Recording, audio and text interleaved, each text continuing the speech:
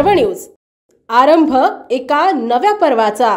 पुण्याचे माजी उपमहापौर ॲडव्होकेट प्रसन्नदादा जगताप यांच्या निवासस्थानी यंदा गणरायाचे आगमन मोठ्या भक्तिभावात व उत्साहात झाले।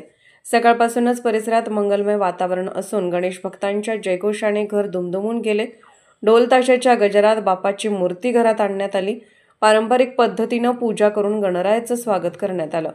ॲडव्होकेट प्रसन्नदादा जगताप यांनी बाप्पाच्या चरणी सर्व पुणेकरांसाठी उत्तम आरोग्य, सुख, समाधान व शांतीची प्रार्थना केली। गणेश उत्सव हा ऐक्य, श्रद्धा आणि उत्साहाचा सण आहे। समाजात बंधुभाव टिकून राहावा व प्रत्येक घरात सुख समाधान नांदावे अशी मनोकामना त्यांनी व्यक्त केली। यावेळी त्यांच्या निवासस्थानी आकर्षक सजावट करण्यात आली होती। फुलांच्या तोरणांनी, रांगोळ्यांनी आणि प्रकाशमाळांनी परिसर उजळून निघाला होता। बाप्पाच्या आगमनाचा आनंद साजरा करण्यासाठी ॲडव्होकेट प्रसन्नदादा जगताप यांचा परिवार सज्ज झाला होता।